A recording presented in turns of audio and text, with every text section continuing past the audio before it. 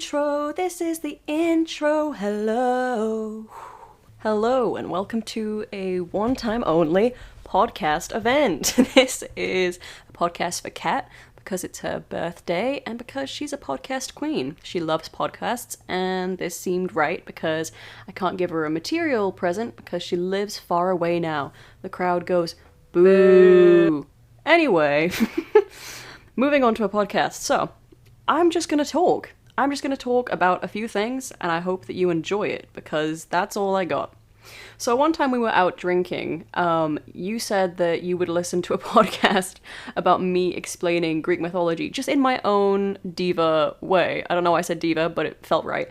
So I'm gonna do a promo of my song by explaining the story of Daedalus and Icarus. So, I didn't really explain it properly then, so I'm going to explain it properly now. Daedalus was a brilliant inventor guy in ancient Greek, and he made really weird stuff, but he made it really well, and people didn't like him because he was kind of a dick, but they liked him because his inventions were really, really good. And, I mean, who doesn't like that, especially back then?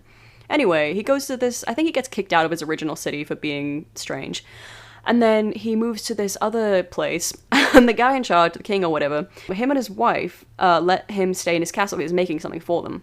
But then Daedalus does something really weird to the guy's wife, I'm pretty sure. He, makes her fall in love with a cow or something. It's a whole thing. I'm not sure on the details, but the king is pissed. He's like, you're so straight. Why would you do this with your powers? Non-powers, but you know what I mean. Anyway, they get imprisoned. They get sent to, the top of a tower in Crete.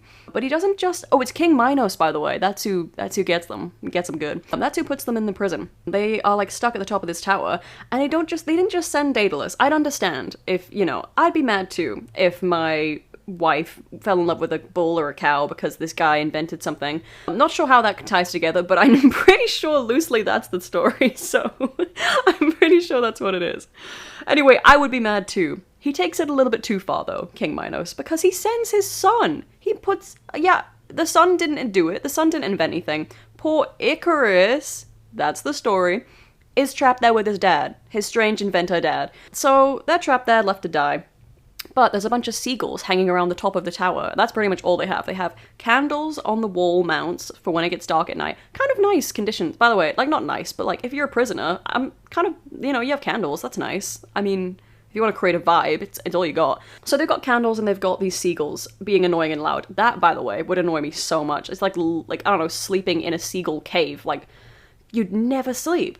They'd be like, meow, meow, meow. I'm gonna insert a noise.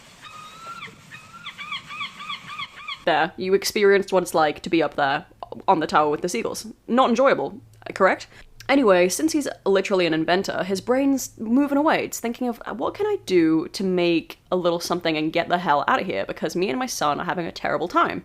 So he decides to use the wax from the candles. By the way, big brain, smart. I'm not sure the logistics of this. Someone has probably tried it. I'm not sure it would really work. And he collects the feathers from the seagulls. They must have dropped a lot, by the way. And makes wings. So he's inspired, by the way. He's watching I forgot that part. He's inspired by the seagulls about them flying. And he's like, I want to do that. So I'm going to fly like them. So he collects the feathers. He makes wings for him and his son. Cute, by the way. Matching wings from wax. And he's like, right, dude, son, we're gonna fly out of here. We're gonna get the hell away and escape. And the son is obviously cool, chill, I would like to do that. And so they put the feathery wings on. I'm not sure how they, attach them to their bodies, by the way. They must just, hold them, wax them to their clothes. I'm not, that part's a little fuzzy. I think they left that out because of realism. Anyway, Daedalus is like, okay, Icarus, listen to me, bro. Don't fly too high, because I made this out of literal wax, and it will melt. It dried precariously. We're in the middle of a tower. I don't have the right tools. It will melt, and you will die. Icarus is like, cool, I hear you, Dad. But also, Icarus, son, don't fly too close to the water, because the water will dampen the feathers and weigh them down. Again, you will die. There is a high chance of death during this escape plan. Stay in the middle. Icarus says, yes, Dad, of course, Dad. But I feel like you know where this is going, right? Yes, Dad, of course, Dad. But it's not. He's not making it out. So they start flying, and Icarus becomes overcome with joy. And he's like, I love flying. Flying is so fun. I wish I was a bird. He forgets the warning that his dad made, 5 minutes ago. Like, talk about being forgetful. Flies higher and higher, close to the sun. He loves being the spectacle. I'm guessing he's a Leo, but he's like up in the sky. He's like, look at me, everyone, I'm a seagull. You know what I mean? Like, the crowd below is going wild, but they're also, you know, they're a little on edge. I would be. His dad's like, Icarus, come back, dad. He doesn't listen. He flies higher and higher and higher, and he, for some reason, is forgetting that he will, you know, first of all, where was he going? Like, what are you going to do? Get to the sun? That's not going to work. Silly, silly kid. Anyway, he flies up, the wax melts, duh, we were told it would, and the wings come apart, and he's flapping about, and he just falls from a great distance, and he dies. He straight up hits the water and dies. The dad watched all of this. The dad is having a terrible time. They've been imprisoned and starved. He made a creation to get them out of there. He told the son not to do that. His son didn't listen. His son died. He's very upset. He's very sad. So like and he drowns, by the way, in the sea. That's how he died. He didn't just fall. He didn't impact. Anyway, Daedalus watches helplessly, and then he names the sea and the island they were on like after him in memory, and so calls it like Greeka or something. I'm not really sure why he didn't. I know that he couldn't go down and help him because he would also get his wings wet, but I'm sorry, if my son was drowning and I had wings on, I wouldn't just watch him drown and be like, oh no, I can't go save him, because then I would drown too. I'd probably go help him. I mean, I'd probably drown too, but he's my son. Yeah, you know, whatever, whoever side you're on, fine. But just what I would do. Anyway, the moral of the whole story is it's told as like a cautionary tale to say that like, don't be reckless and ignore good advice and don't have hubris, and like, in, you know, the whole saying, don't fly too close to the sun, from this bad lad of the story. It's the consequences of exceeding your own limits and like having too much ambition. Kinda rude, if you're asking me. Ambition's good. You can never have too much ambition if it's for a good cause. Like, as a musician, myself, I could use a little more ambition. I am lazy. I write songs because I enjoy it. If I had Icarus's mind, unstoppable. I'd be a pop star by now. I'd be opening for Lady Gaga or something. Not, actually, that's ridiculous. We have a completely different genre styles.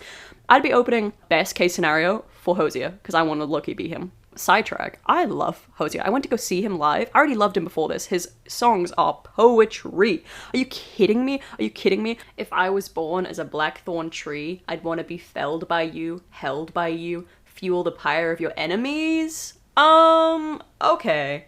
God, he's just lyrical genius, and obviously a Pisces.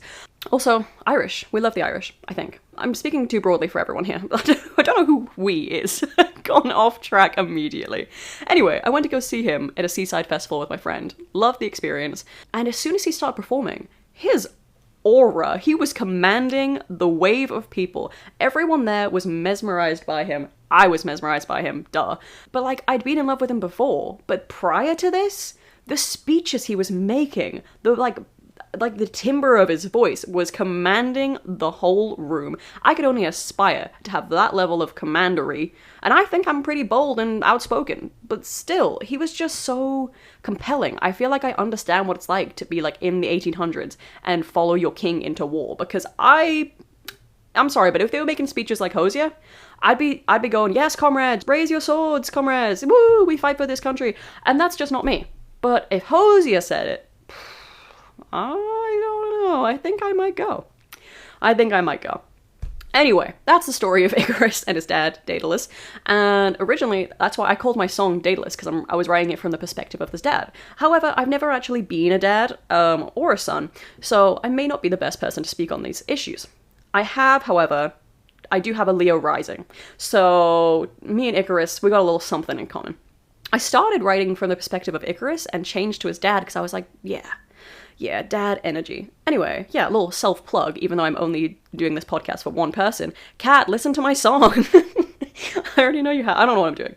Okay, I'm moving on to my next subject matter, which is a small side note on the phrase, hair of the dog. This was a conversation I had today with my friend Storm, double mention of Storm. This, you know, when you hang out with one person a lot, she's mentioned. Today we were talking and we were a little hungover because we went to a Sapphic rave last night. You know about this rave, we talked about it. I would have loved to go with you also, by the way. I think I told you immediately when I was, by the way, scouted. I wasn't actually scouted, but they followed me on Instagram and I was like, how did you know? I mean, yeah, I want to go, but how did you find me? Mystery to all, but they got me and I went. So they plugged correctly. But we went, we had a great time. I took some really good photos of her, slay, talked to some people, and then left at a reasonable 2 a.m. Very much not me. I mean, I stay up late usually, but it's usually reading in my bed about adventures that I'm not partaking in. So, adventurous for me, I had a good time. You're more of a rave goer than I am. I feel like you would be eating up the dance floor. I was eating up the dance floor, however, in kind of like an awkward shuffle kind of way. That's not true. I was drunk. Anyway, I'm sidetracking. Might seems to be a thing for me. It seems to be a common theme. But yeah, this morning we were at breakfast, and by that I mean it was 1 p.m. And she said something. Oh, the cafe we were in sold beer. I was like, love that. I love that they sell beer. I mean, should we just get one or something? And then I said, ha ha ha, hair of the dog. She says, what? I said, hair of the dog. And she's like, what does that mean? Bro, you don't know what hair of the dog means? No shame. She'd heard she'd heard the whole thing about like drinking alcohol to cure a hangover, but she'd never heard the phrase hair of the dog, which I thought was like worldwide known. But it's not. And she's southern and not from the north. And I don't know if it's a northern saying, but we searched it afterwards and like found the lore about it. Because I was like, I wonder where that come from. Like, what do you mean you drink? Like, drinks aren't hair? What is this? Anyway, we searched it and I thought you might like this because I like this. It's like an 18th century story about someone who gets bit by a dog and they put the fur of the dog on the bite and it cures the poisonous bite. So I'm thinking there's a little bit of logic lost in this. You put dirt and hair on an open wound and it fixes it? I'm not convinced. But I do enjoy the metaphor of using something. It's kind of like when you get stung by a nettle and you put a dock leaf on it. I'm not sure if that scientifically works, but I have done it forever and will continue to do it. I will die on this hill. I've always been opposed to drinking alcohol after a night out because that feels, I don't know, oily inside because I'm already recovering from a whole thing. Side note, I did shots. I'm not a shot girl. I thought I would die immediately. I didn't die. Actually, not much happened. So I feel like I've broken a myth or a spell for myself, but also applauded. Very brave of me. I was trying to be brave last night because I also forgot how to function as a human being. I developed multiple crushes on random people that I then proceeded to avoid with like a ferocity. I was like, I'm scared. I'm feeling a feeling. So, awkwardness aside, I was brave. That doesn't make sense.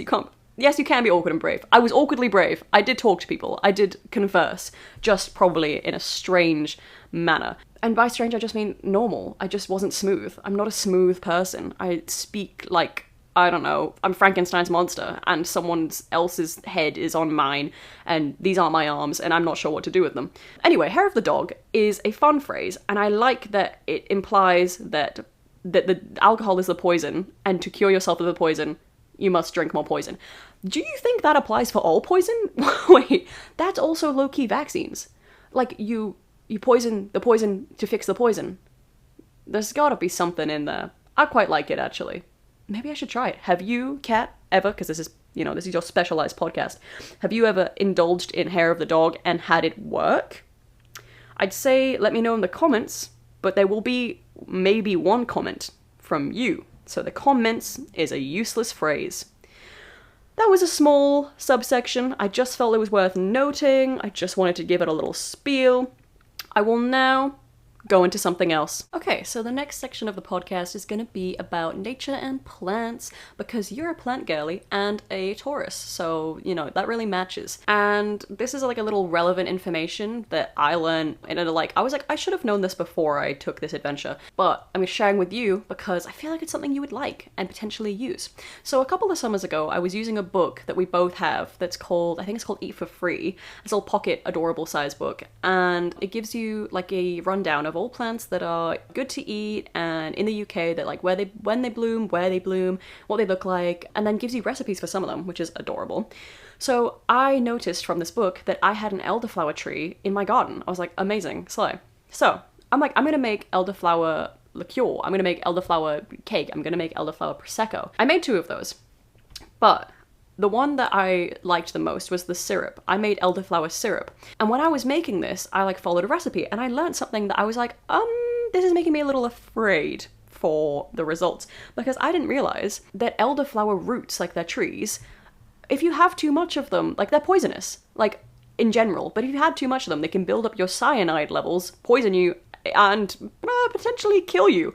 So I was like, I'm making something out of this flour, and it's if I take the wrong part of it, I'm gonna be in real danger here. And I'm an anxious person, so I mean, I still made it, but I thought, before I give you this kind of recipe enjoyment, warning first, that do not use the roots. They are out to get you. They are out to hurt your feelings and your body. So for the actual recipe, moving back past that little danger, the flowers bloom late May to June, so that's coming up, so that's something you can use. And what I did, I think I just took the leaves, gave them like a 3-step bath where I took all the heads of the leaves and really rinsed them down. And then I put them into a big pan, and you put lemons and a bunch of sugar and then water. I mean, a bunch of sugar, by the way. And that's it. I'm pretty sure that was it. I just put them in this big pan, let it boil for 10, 20 minutes, and then let it sit for ages after. And you just sieve it and put it in the fridge, and that's it, done. So the syrup was great. That was yummy, and I was scared to drink it, but when I did, I was like, this was correct. But also, I didn't make as much syrup as I wish I had, because I forget that, for something natural that you made, it's not going to have, the intense flavor that, say, a store-bought version would have. So you definitely want to make more of that than you think, because when you're using it, or especially when I was using it and I'd mix it with other things, its flavor is easily overpowered by, lemonade. So if you want to add it into that, you need to put, half the glass of syrup. Maybe that's too much. I have a sweet tooth. It's up to you. Anyway, the process for making the Prosecco was extremely similar, but you just have to let it sit in this big pot for I think it was a week. I want to double check that because I do not want to give you the wrong info here. But I let it sit, and you have to check the air levels, and then you gather the leaves off the top, and then you put it into bowls, sterilized bowls, and you have to pop it and air it every now and then, otherwise it'll explode. Side note, I left one of mine for so long, it did explode, and I wasn't even there. My poor mum was there when it exploded. So I don't recommend that, and I was also scared to drink it because of the whole thing. I was like, I've never made alcohol before, and I'm kind of terrified that I'm gonna kill someone with this. My mum drank it. She was very brave, and she survived. She's fine. She can tell the tale. She said it was good. So I recommend and don't recommend that, because I watched 4 YouTube tutorials and was still afraid that I was doing something wrong. But I would love to be the type of person who's yeah, I make my own alcohol. Yeah, I just put some berries in a basket and bowl and brewed it up, and they're all beautiful and they taste good. I also want to grow so much of my own stuff and just be completely sustainable on my own. I know that you've lived in a community like that where you pitched in and you grown things and used your hands to create more than I have since I was a child. I think the last time I grew something on my own was probably for one of those projects you do in first school where you're put a seed in a dark cupboard and around a moist paper towel and see how it goes. And I loved that. I want to do that again. I'm just incredibly impatient. And I could probably blame many factors. I always blame things on astrology because it's an easy scapegoat. But I'm no, I'm just not patient, guys. I have an Aries moon in Mars. I want things now. But that is not a way to move forward and grow, pun intended. So I want to actually put some more thought and time into growing things and making things. I loved making the elderflower cordial and Prosecco, well, more the cordial than the Prosecco, but I loved making it because giving it to people. I love gift giving, by the way. I love making things with my hands, or I guess with my voice, and giving it, and there's physical proof that I've put time and energy into something and then given it to someone to show them that I care for them. Because I can buy material goods, but I think the thought process, and people can disagree on this, but I think the thought process of something is a lot more important than how much you spend or what brand it is, unless the thought process is, the person I'm buying for really wants this thing. Then that's different. Then you've listened to what they want and you've responded to it.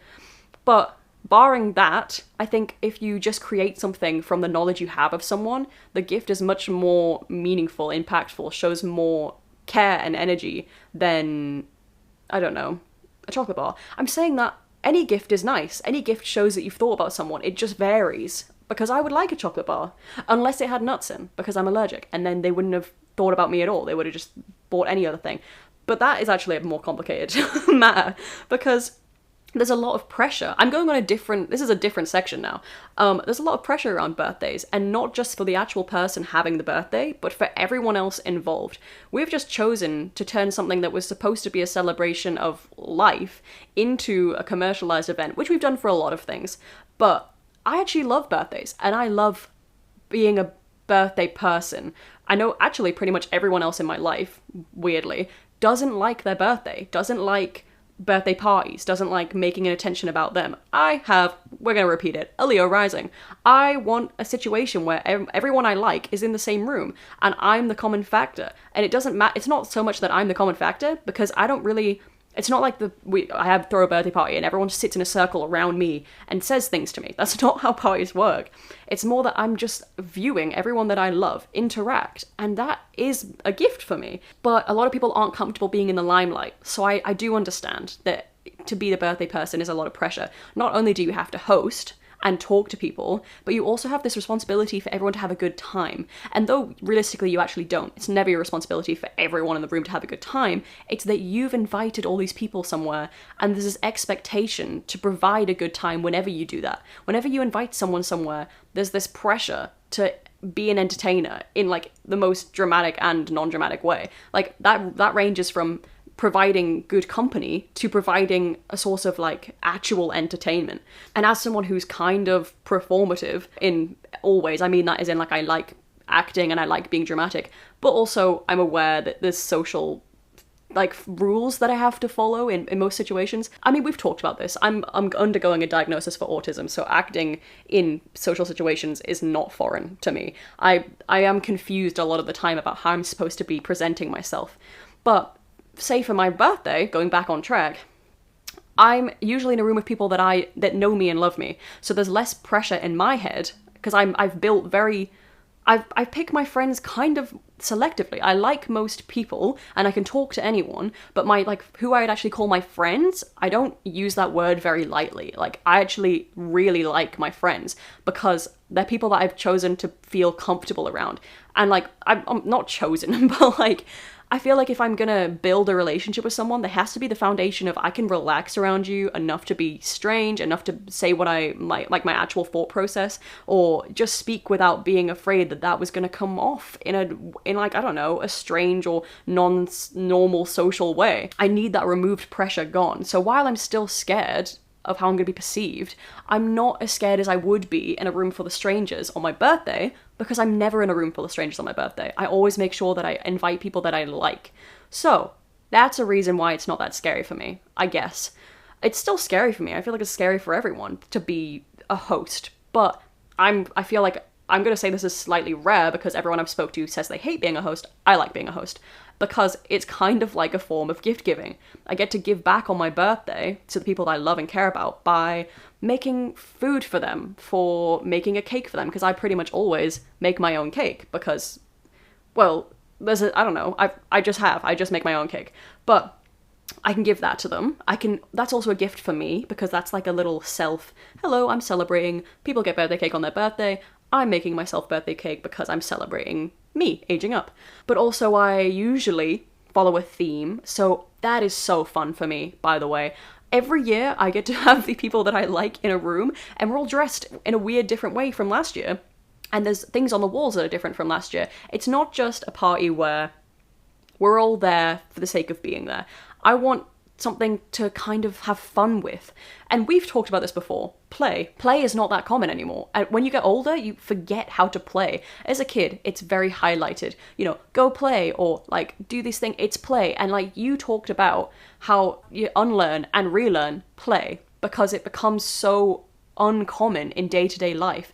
But it's so important when you're a kid to development, but when you're older, you let that go and it's still important. Like, I love play. I love pretend play. I love dress up. I love running around for no reason. Like, there's no goal. There's no, I'm doing this because I want to get fit. I do run for health reasons, but I also much prefer run when I'm playing tag, when the goal is not to get from A to B, but instead to just enjoy running, enjoy movement in your body. I guess what I'm trying to say is birthdays, I think, have lost what they were probably meant to be, which is a celebration. And now that celebration is weighted with so much pressure to be something, to do something, to like look really, really good because you know you're going to get birthday photos. There was that whole online insult of birthday makeup targeted towards women, which is so cruel because I think people feel, especially women, feel so much pressure to look good on their birthday. And so they might try something different or might try something a little bit extra and put more time and more work into their makeup to look better in these birthday photos. And then they had it reversed and put back in their face of, you're doing too much, you're trying too much, it doesn't look good. Well, maybe it wasn't supposed to be for your enjoyment, random person on the internet. Maybe it wasn't so much that I put this makeup on thinking, this is going to look really good, but I put this makeup on thinking, oh, there was a lot of pressure on my face tonight, so I'm going to try extra hard. And that thought process just doesn't go into people's minds. Actually, we've talked about this briefly, but I'm feeling a little sensitive at the minute because of all the conversations about AI and about erasure of creative anything, and also about the erasure of language. We're losing words, and this is something that was talked about in the novel I'm currently reading, which is 1984 by George Orwell. I think it's Orwell. But he just predicts, this novel is written in 1949, and he predicts so much about censorship and erasure of personality, erasure of language and culture, and basically everything. It's a very robotic, grey world. And I'm scared of this grey world because I see a lot, like we make jokes about it, like we call it like, it's just ingrained in so many things. We call it like millennial furniture or colouring, and it's the grey and black and white sitting room, or the like immense amount of furniture, or with this monotone colour scheme. And we used to have such warmth in our furniture, we used to have such character, and everything is so fastly mass-produced now that there's no time for it to have character. And the things that were made prior to this mass production and this demand for more and new and cleaner and smoother and less personality-filled objects used to be that you took time to create something and you made it worthwhile and you made it sturdy and you thought about it when you were making it. And because you thought about it, it was special, it was beautiful. Like, carvings in wood take time. And yeah, machines can make them. For some reason, we don't tend to do that as much anymore. Things are made to look less personalized, so they fit better in a room. And I kind of feel like that's what's happening with people and language. Less personalized, so they can fit better. And I much prefer things that don't fit. Honestly, I like when you're in a room and something just stands out, even if that doesn't provoke a nice feeling in me, or like I'm like, oh god, that doesn't match, like, oh, that doesn't match the furniture. Good for it. I'm personifying this furniture, and I'm now attached to it in a weird way. I'm like, yes, stand out, be different, because I'm a person, unlike AI, and I see more than a ugly piece of garish coloured furniture in a room. I see a metaphor for a person who stands out, who doesn't fit in, who doesn't use the right wording, who doesn't wear beige clothing. Not that there's anything wrong with beige, I'm just using an example. Who doesn't, I don't know, decorate their house grey. And if you love the colour grey, I feel like that's different. But if you're doing it because you think that's what everyone else would enjoy in your home to view when they come and visit, and not because of you, not because you like the colour grey, then you're just living to please other people in your life. You're not living because you chose something, you made a conscious thought, and you think, I'm gonna like looking at that every day. I think that's only if you're someone who really, really cares about what other people think of you. And if you live your life thinking, how will this make other people think and feel about me, then you're not really living for yourself, and you're letting other people's opinions, and I'm gonna throw in here social media and style and culture trends, dictate your choices. And what I was talking about before with language is we are kind of simplifying language a lot. We don't use fancy words anymore, and it's getting harder and harder, me included, every year to like use words that have a complicated meaning. And like, for lack of better terming, dumbing it down so it's digestible for everyone. Yeah, it's good to include everyone, but is it good to lose words? Is it good to lose culture that we had because it's not, I don't know, it's not easy? And I don't think it has to be easy. I think when I'm reading a book and I can't pronounce a word, which is often because I have dyslexic issues, or I don't understand a word, I will look it up and I will find out what that word means. And then I've learned something new.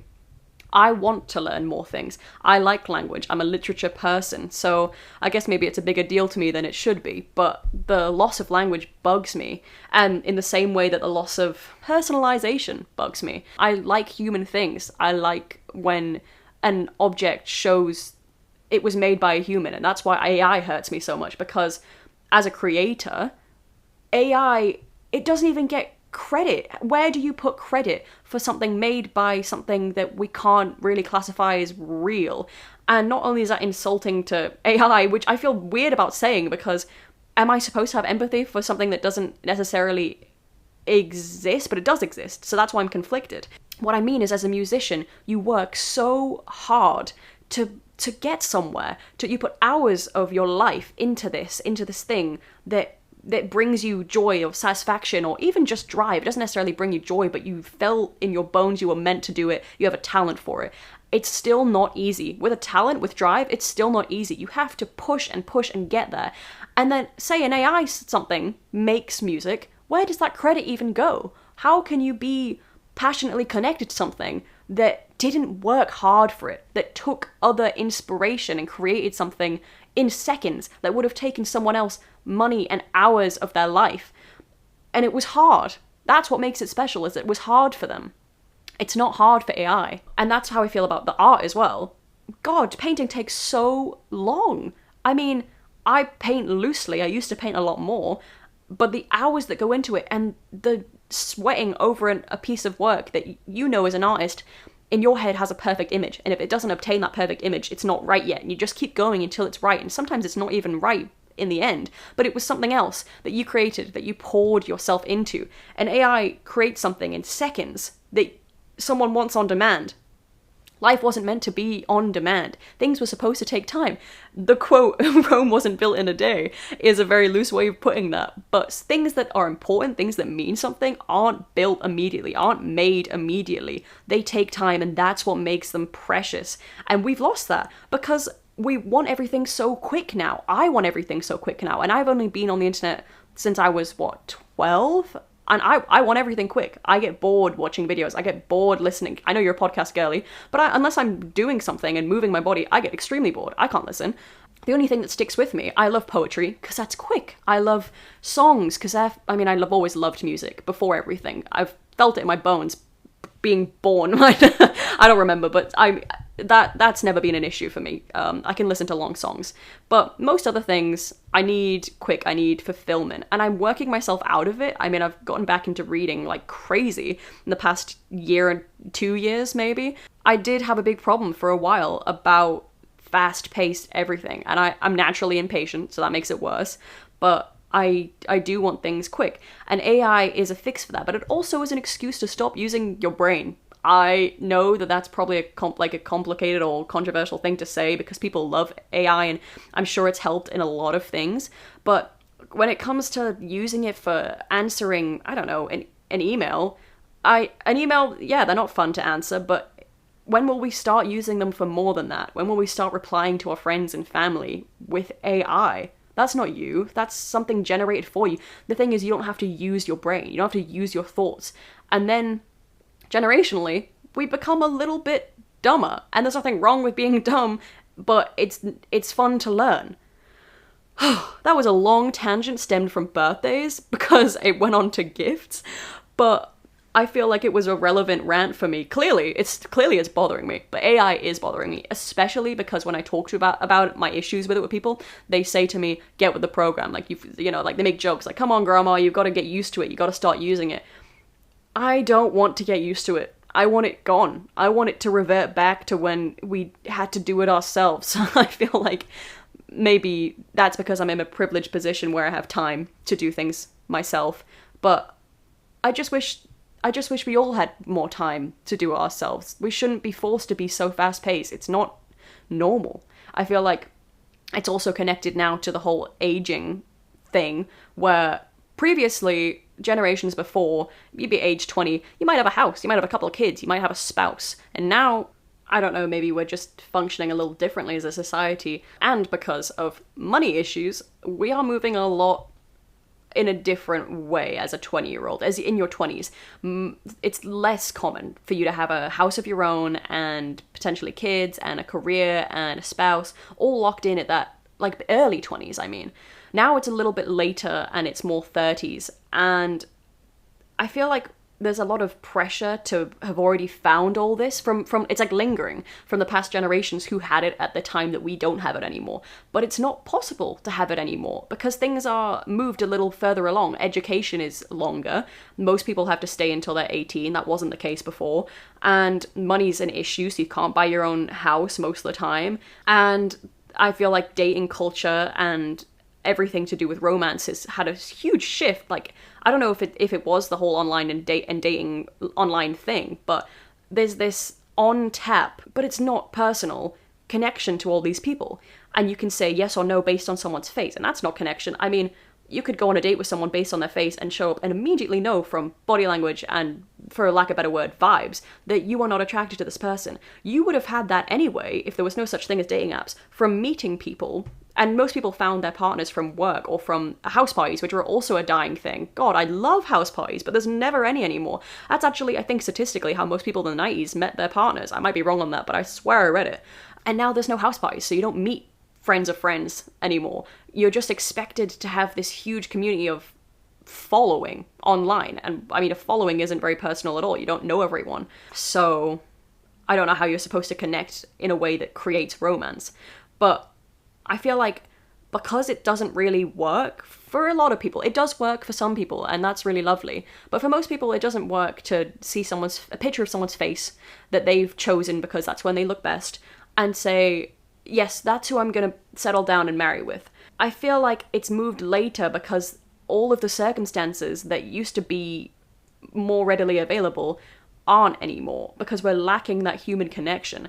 And by the way, at this point, I'm very aware I have divulged completely from my original point, but these are things that I'm interested in, and because I'm not familiar with the structure, I haven't done a podcast. I used to do a podcast weekly for a time in uni. I did it as part of like a project in a group, and I was podcast like kind of leader of the group. I was voted in, by the way. I felt very famous for that. But I did a podcast every week for about a month or 2 months, and I really enjoyed it. I always had, though, a loose script and points of like a couple of sentences of what I knew I was going to talk about, and I haven't done that here, so I've just let my conscience run. And apparently I'm mad at society. I didn't realize I had a lot of opinions on these things until I've started talking about them. But I hope it's okay that I've ran around in circles, kind of jumping from one thing to another, because I'm not sure what else I would talk about for such a long time. This clearly means a lot to me.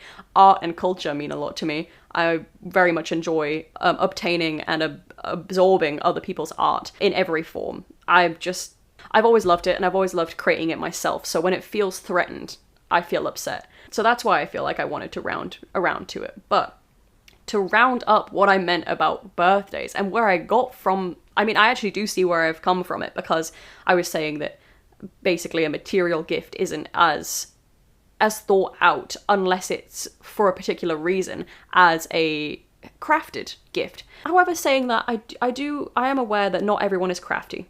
But I have met a lot of people, though, who say they're not crafty and say that they're like a STEM student person and they don't feel connected to the arts, give some of the most beautiful, well thought out gifts because they care. I guess that's what I mean when I'm talking about gifts.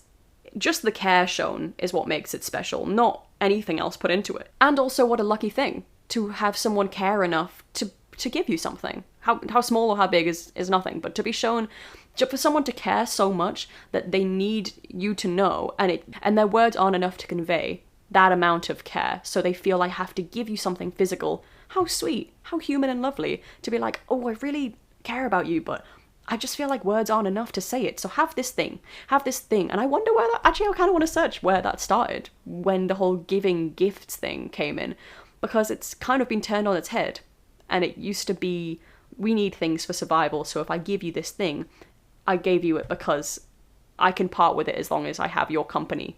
And that's really lovely. Really, really lovely.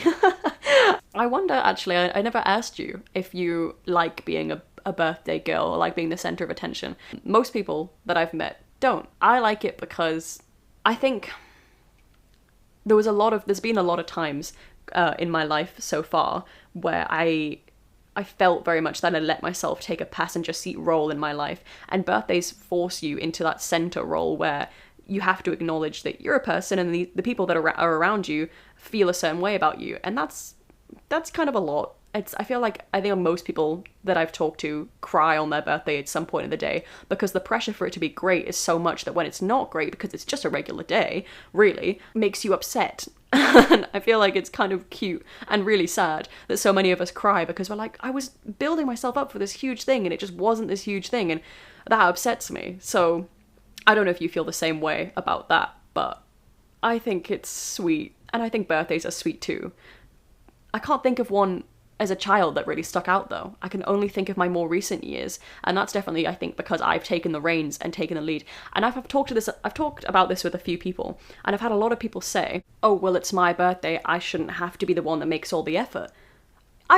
Girl, I would love if someone planned out my whole day for me as the birthday girl. And actually, I've done that for other people, mostly for past partners, but I've not had someone else plan out my whole day for me as a birthday girl, or like, I wake up and I'm surrounded by presents and I have a cake and they've made me breakfast in bed. Like, I would love to have it, but I haven't. And the thing is, a lot of people are just living their own lives, and you're the only person you're the center of the world to is yourself, because you're living your experience. Everyone's living their own. They've got their own stuff going on. And it's nice when people show you care, but they're usually doing it at a pace that's possible for them. It takes a little extra to make your day, even just for a day, someone else's, to put your whole body into making sure they have a good time. And it's a very lovely thing to do, but it's also very, very consuming, emotionally, time-wise, everything. It's a lot. So yeah, I do my own things for my birthday. No, I don't feel, hurt by it. Everyone's got their own lives. If I want something to be special, I have to make it special. You can't just expect other people to make your life good for you. You have to decide that you're going to do things to make it better for yourself where you can. It's not always possible, but when it is, it's all mindset. Sometimes I'm experiencing a day and I'm for some reason just in a terrible mood. I've just woke up and I'm not feeling good.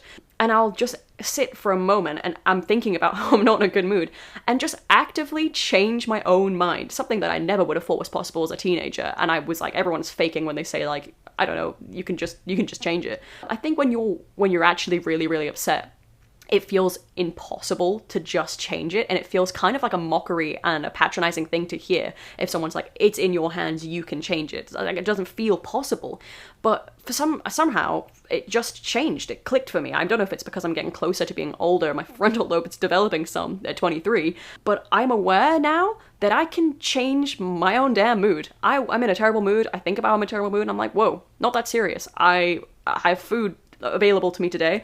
If I want, I can go on a walk. I can listen to music. I don't have to delve into this pain. I don't have to make it my whole day. I'm not worshipping it at an altar because it makes me interesting. And I guess as a teenager, I did think I had pain, but I think at some subconscious level, I did think it made me more interesting because it didn't look like the other people around me were suffering. The thing is about that though, I didn't even make it performative. It was a secret thing that I didn't tell anyone about. So how does that even make sense? How does it make me more interesting to others if no one sees it because, I don't know, it felt like I would be asking for too much from others if they knew that I was in pain? It makes absolutely no sense. But I did center myself more around it then than I do now, for sure.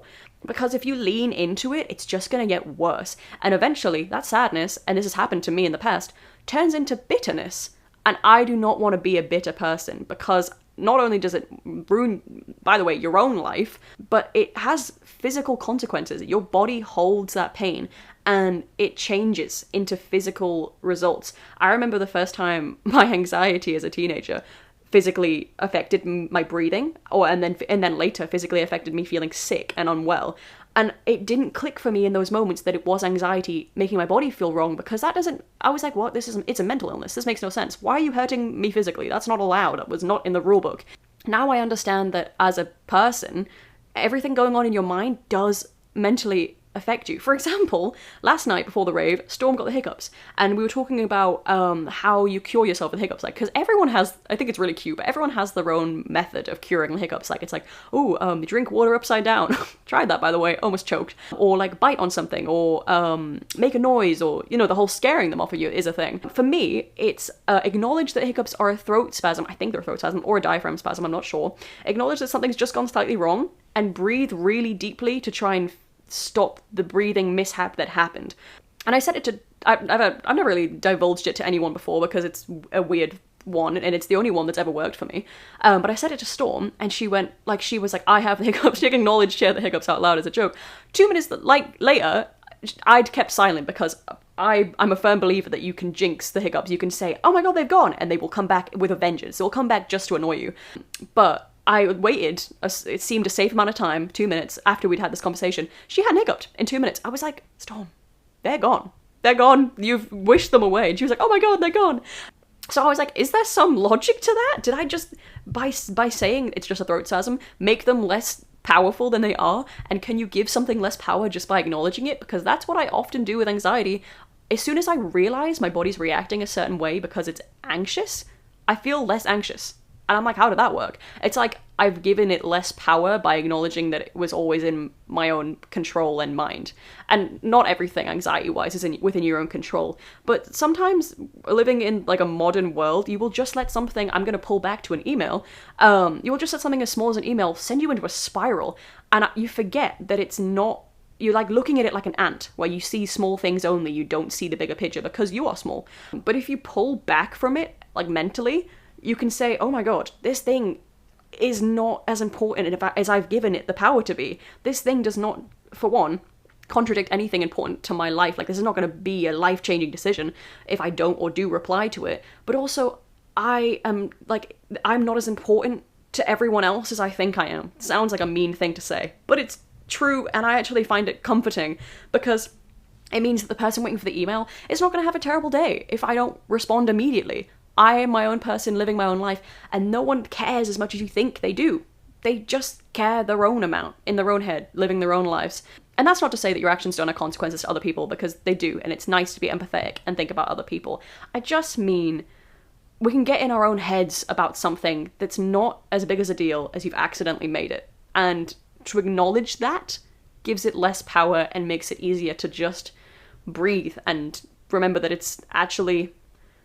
I hate this phrase, not that deep, because I actually think people misuse it constantly, and sometimes things are that deep and should have more meaning, and they've just been blown over. But that is a different topic for maybe a different time. I said this was a podcast. I said this was a rare one-off podcast. It turns out I could rant forever. I've gone on many a tangent, and I hope that you enjoyed it, because I'm definitely coming to the end of it now. I've monopolized... Well, I've not monopolized your time. This was a present, and I hope you actually enjoyed it. I'm not a professional podcast girl, but who knows? Maybe this will be it's not going to be extremely famous. Because I feel like that was a rant. I'm like, this isn't not necessarily an informative podcast, but more, I have thoughts. This is the thoughts. Type of podcasts. And by the way, when I was doing podcasts before, the one that was the longest, or I had the most to say on, and I didn't realize I did, was a one on the supernatural and vampires. I have so much knowledge on vampires. I went off on one for such a long time. So if you want a part 2 based solely on vampires, I can deliver. Things I can also deliver on: astrology. I have untapped knowledge on astrology. Other things I have many opinions on is mostly literature and like fiction. So like any kind of show that I've developed a deep attachment to, I could delve into that for hours. So yeah, I guess I really love to yap. Yap. But to finish off, I just wanted to say, I hope you had a really great birthday and ate some cake. When we've been at cafes together, you've often got chocolate cake, so I don't know if that's your favourite, I should have asked. But if it is, I hope you had chocolate cake, or your favourite, whatever mystery flavour be. I hope you had a nice walk or stroll in the garden or sun or grounds, and that everyone danced around you and frolicked and said, we love you, yeah, you know, like just normal birthday stuff. So yeah, I hope you had a really great day, and I hope to see you soon. I hope you're enjoying Devon, and That's it. I have nothing more to add. Okay, signing off for now. Bye. Outro. This is the outro. Goodbye.